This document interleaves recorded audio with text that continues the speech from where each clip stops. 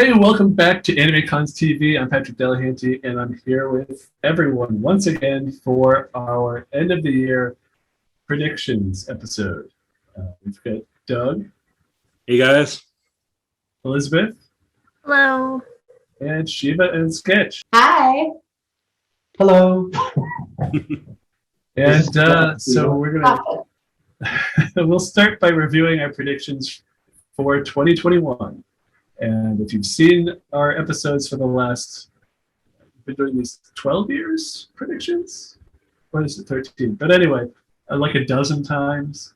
We're usually wrong. So let's see how wrong we are this year. Elizabeth, you predicted that there would be more 2-day or 1-day events as cons don't want to risk 3-day events. Yeah. Doesn't look like that really happened. At least that I could tell. Looked like things kind of stayed with the same amount of time they were before. So I think maybe places just wanted to fall back into old hat and not have to like cut down on stuff, or maybe they promised some kind of contract thing that they would keep it the same length. I don't know, but it doesn't seem like that was really a thing. So yeah, it seemed like the cons were all or nothing. They'll Yep. cancel or they'll go with whatever they normally had. Doug, you predicted that some cons would go bankrupt because they can't use force majeure and attendance is down. You said that some bigger cons might be able to weather the storm, and you thought that it would happen more to smaller cons that don't have a lot of cash on hand. I mean, I did not really hear of any. I mean, the only thing really was Otakon still, which is really a bigger con, still watching their budget, and we're not sure what was happening, which was frankly a little scary. But I didn't really hear any of like smaller conventions happening. I think they almost lucked out because they're smaller, so there's fewer people, so it was easier to kind of plan an event around that. So I feel like I was pretty wrong again. Yeah, I did see a bunch of smaller cons just decide to call it quits. Like, you know what? I think we're done. But I didn't see any that were directly tied to financial. I mean, it all comes down to the money. But nothing came out. Yeah, They might not say, hey, we need a lot of money, except for Otakon, which tried the big fundraiser, which is odd because they also weren't very transparent about it, saying exactly what they needed the money for or how much they needed. It's just, hey, give us money. Yeah. I mean, I definitely, it's interesting because some conventions, like you said, just kind of said like, you know what, this is a good time to end it before we get into trouble. And it almost feels like the thing that was going to happen with some like con attendees who was just like, you know what, I was looking for a time to say I'm done, and they've walked away from going to conventions. So. And Rob, you predicted that you would make an appearance in an episode that's not year in review or mailbag. Hey, how'd that work for you? I built a house. Well, I mean, Doug did the whole season, so. Yeah.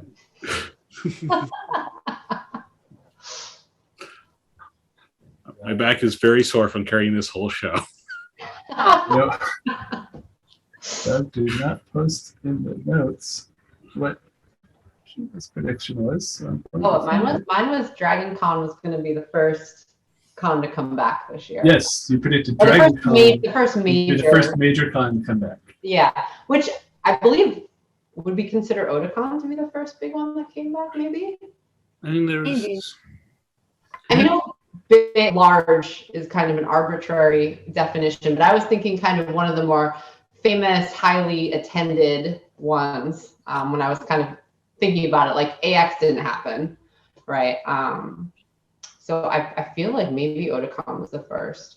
I would consider kind of Otakon the first one also because they had to plan in a very short window, like they didn't because they weren't sure it was going to happen. And then they only had like a few weeks to really get it together versus having a year-long plan. So that's the first real major one, but they're not that far apart either. So they're both Yeah, pretty they're- close. Also, Labor Day weekend, there was also PAX West and Fan Fan Expo Expo. Boston. And the week and before that, you had Adam Savage's SillyCon, which is pretty big. So there's between Otakon and SillyCon and the whole Labor Day weekend thing, there were quite a few right in there in this couple of weeks. Yeah. Mhm. Everybody said, okay, go ahead. But we had the right time frame. Yes. Yeah. And I mean, we were predicting, because it's in Georgia, they really don't care about They it. don't care. You get COVID. You get COVID. And, let's see. We had some fan predictions. Mark predicted that he would be lucky to have, we would be lucky to have cons by late fall 2021. The vaccine won't reach the greater population until summer, and then it's a wait and see whether events can actually happen in large numbers. And it's pretty accurate. Yeah. Not so much late fall as Labor Day, but I think it, at least at this time last year, I don't think we were expecting to get vaccines quite as soon as we did. So I think that was a factor in that Yeah. for sure. So it wasn't far off. That was actually a pretty good prediction. and XX Map Xerexx. It's a YouTube username. Forgive me. Lots of X's. They predicted that some fans think they'd be able to attend AX next year in July. It's highly unlikely. I predict major cons to return in 2022. Well, he was right. AX didn't come back, but major cons have actually come back before 2022. The rest of them we'll start to see more and more. So now it's time for some predictions for next year, 2022. How is the 2022? But are we going to go on a 14th season? Jeez. So who wants to go first with the prediction? Mine completely escaped my brain. So I'm going to wait for it to come back. Okay. Because I didn't write it down like an idiot. See, I did that last year. Totally forgot. It was so good too, and someone's going to probably steal it. So I'm just going to go hide it in the corner. Well, we got ours, right? Yeah. All right. Or do you want to go first? I can go first. You go first. I think the petition will work, and they will actually have a season 2 of the live-action Cowboy Bebop. I mean, that's a bold one considering how they I only go harass bold. the actors. I only go bold. I don't know. I mean, I could do the opposite of that, which, but yeah. I mean, that's an interesting one because I felt like that the way fans reacted to that Yeah, was so horrendous. it's like everything is polarized. It's just like, oh, Did you like it? I liked it. I thought they caught the spirit of it. Obviously, they couldn't go verbatim, and that would have just been boring. Yeah. But I think they definitely got the spirit of the show, and then they expanded on stuff in the background. And everyone has their own perfections, like I say, like that. But all in all, I think out of all the live-action adaptations of anime, it probably was the most solid. You think it's going to discourage anybody from doing it again? No, No? they still made money on it. I am going to predict, which I think I'm totally going to be wrong, but because I think it's hilarious that cosplay.com is trying to come back, that the whole like exodus from like the influencer culture, like how Instagram and Facebook have like no reach anymore. You can't like unless you make reels or you're constantly trying to like push yourself on social media. Nobody can show off like their cosplay work or anything. I think the old school is going to come back. That would I be want awesome. AC Paradise. Yes, AC Paradise was my favorite. I still update my AC Paradise just because I like it so much, not because anybody looks at it. I just need a place to keep track of that stuff because I forget Yeah. about it. What country do Because I wear they that to? catalog. Wait, The which costumes do I have? Yeah. That was the best Wait, part wait, of wait. it. The Like, man who makes websites for fun doesn't have a website for this already.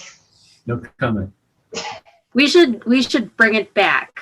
We should just get all of our friends and be like, all right, post on your ACP because no one gets reach on Instagram anymore. And I loved about ACP is like I would forget what I wore to what convention, and I would go on ACP and check. Mm-hmm. Mm-hmm. So yeah, Mine was. actcosplay.com, let's bring it back.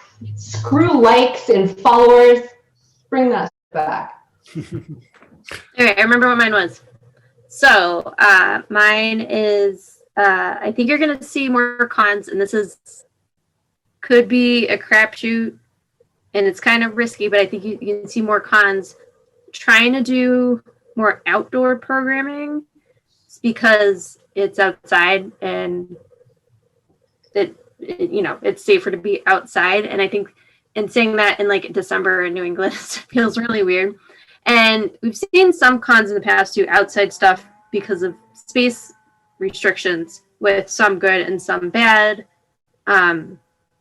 outcomes. And of course, you're always at the mercy of the weather. But I think you're going to see more conventions maybe using just more outdoor space that's allotted to them, making sure that things are available to people. So like I'm thinking, not because I haven't been to Anime Next's current location, but their previous one like had a lot of nice outdoor space, and like I can't even think of how crowded the con would have been inside if there wasn't like this nice outdoor area for people to hang out. And of course, we'd all be screwed if it rained. And it was nice the weekend that I went. And like at Dragon Con, there's like space outside for people to hang out. And then like at the BCEC in Boston, they have that nice lawn D area that's outside that I know you can rent for events. And then they have a lot of events going on during the year. And I think you're going to see more cons try and do stuff that's outdoors with like fingers crossed it's not going to be crappy weather. Even so, they might, use tents or things like that. But I think that's where you're going to see some things going with them trying to work around the way things are now. Yeah, that's worked out well at PortCon Maine. Again, that's June in Maine. Imagine June in Texas is a little bit different. Or Florida. It's like I remember going to PortCon a couple times and it rained, which made going out to the tent like tricky. Yeah. Back down. Get 3 more days of rain. And Doug, do you have a prediction? I think we're going to really have. There's going to be just a couple. I've talked about this before, but I think we're going to see. I think there's going to be a surge of like one property that was an anime that in like 2020 that aired and just people didn't get to cosplay it because there was no conventions. And there's going to be a huge push to try and get that. And everyone's going to just be wondering what the heck is this because they missed it. And we've already moved on to the next thing. Like maybe, I mean, Demon Slayer cosplay kind of happened, but not really. Maybe it'll be Demon Slayer, just everyone pushes it even though there's no anime for it. No, all My Hero Academia cosplay. That's still ongoing, so. And my prediction is that a certain Midwest convention organizer will finally face the music. I don't want to say who, but I see probably soon. It's been a long time coming.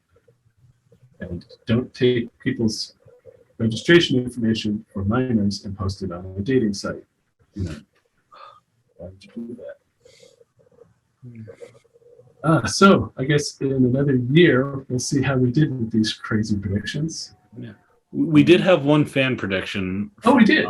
From our Twitter account, Masa D Gucci, or Masa D Luffy is the actual username, said they predict that Animanga USA will collapse under the weight of its own hubris. And this is an organization that's is having several conventions. Like they already have just on their Twitter account, one in Atlanta, one in Miami Beach, and one in Ontario, California. Like all with so they're trying to do multiple ones. So that's their prediction, is that trying to have multiple conventions one by one organizer, all within several weeks of each other. So that's their prediction. And not having old strategy, Cotton. Let's see if that pays off. For a new group, I assume they're new. I don't remember them, but assuming they're new, to try to do a new event in one place is hard enough, but to try to do new events across the country, California, that's insane. Yeah. You know what I say about starting new conventions. Don't. That's right. Don't. All right. And so I guess that wraps it up for our end of the year predictions. And just remember, don't start a new convention, especially during a pandemic. Really bad time to start a new convention. Who knows what's going to happen? Maybe that should have been my prediction, is that someone will try and start a new convention, and then now, while things are uncertain. Just doing that. I see new conventions coming to the site all the time. I'm like, what are you doing? Just hold off a couple of years. All right, you want to risk your money? Fine. But, yeah. All right, and so if you have predictions, you can write to us at podcast@AnimeCons.tv. You can leave us a voicemail. Please leave us a voicemail, because if nobody leaves us voicemails, Google might disconnect the phone number. So leave us a voicemail at 762-ADEQUATE at 762-233-7828, and follow us on Twitter at AnimeCons TV. Don't bother with Facebook, Instagram, because those social media, nobody sees them anymore. See you next year. See you next year, guys. Bye. Bye.